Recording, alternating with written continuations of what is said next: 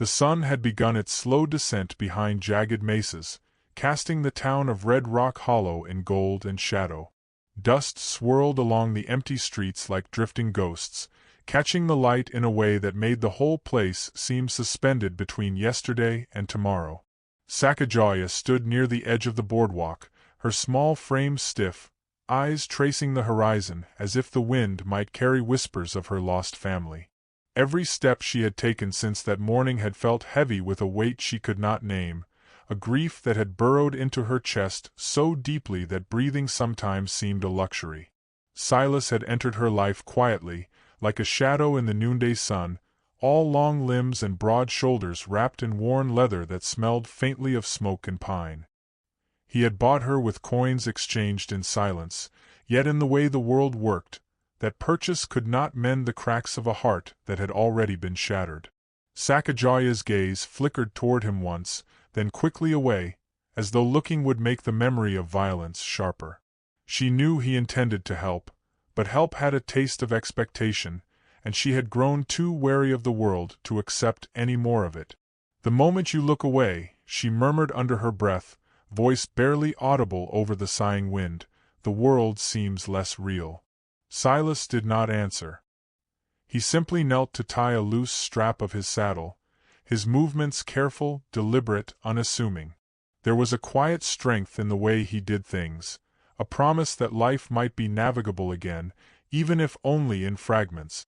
Her eyes, wide with hesitation, caught the flicker of light in his, and something strange unfurled, a small, tentative curiosity. He had not spoken of her past, nor pressed her for explanations she could not yet give. Instead, he performed the mundane with an elegance that felt almost sacred. He drew water from the well without complaint, tended the small fire in the cabin as if its flame were a heartbeat to be respected, and carried wood in the harsh midday heat without a word of resentment.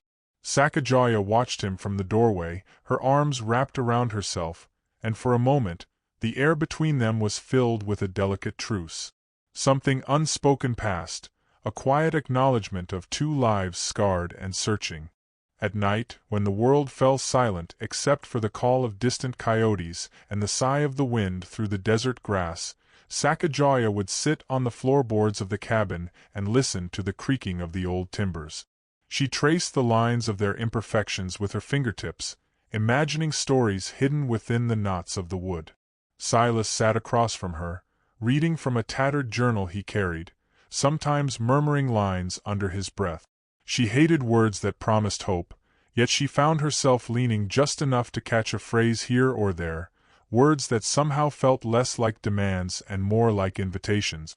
The town whispered around them, as towns do, small ripples of gossip and judgment that tried to encircle her like barbed wire.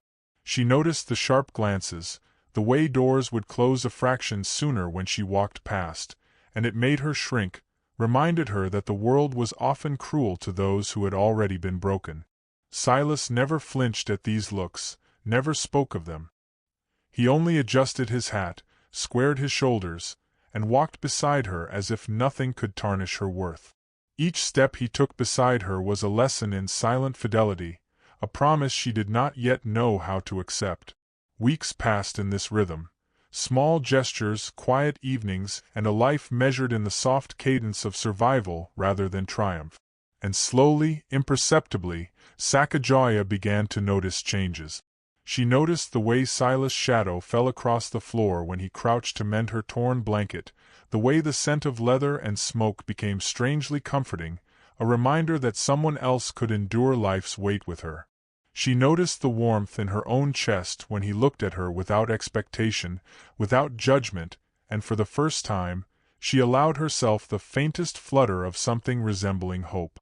Then came the day he spoke of revenge, not with fire in his eyes, nor with a clamor of guns, but with steady, unwavering conviction. "I will find the ones who hurt you," he said, his voice low and certain, "and they will answer for it." The words trembled through her like a distant echo she had long buried, stirring feelings she had believed lost.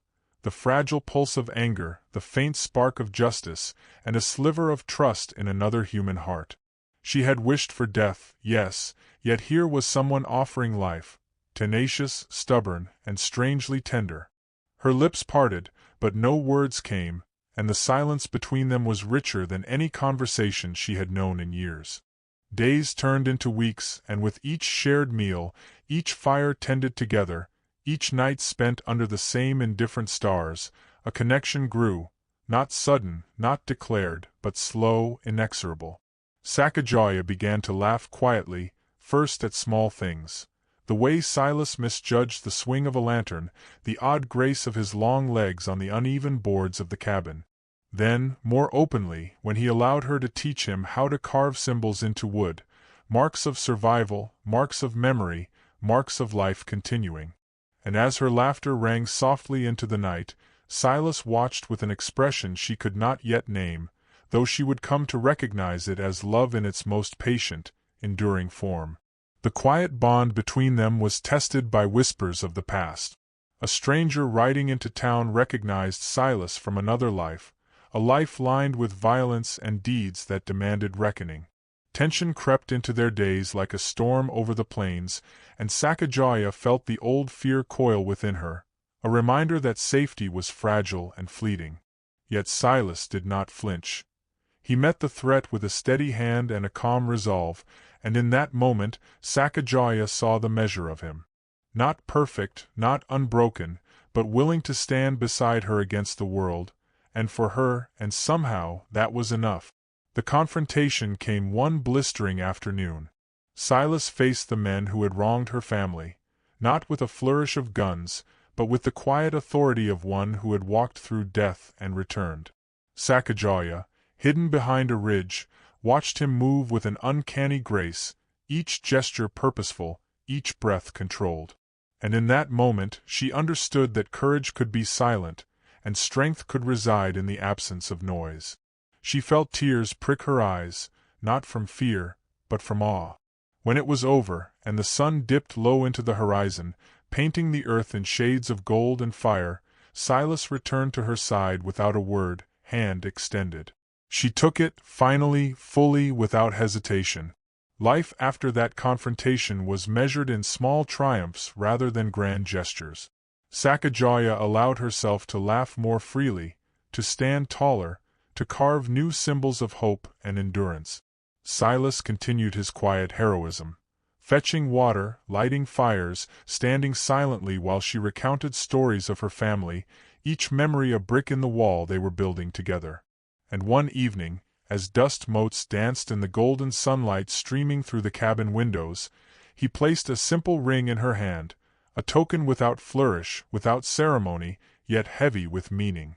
She looked up at him, eyes glimmering, heart full, and the world seemed for the first time safe and infinite.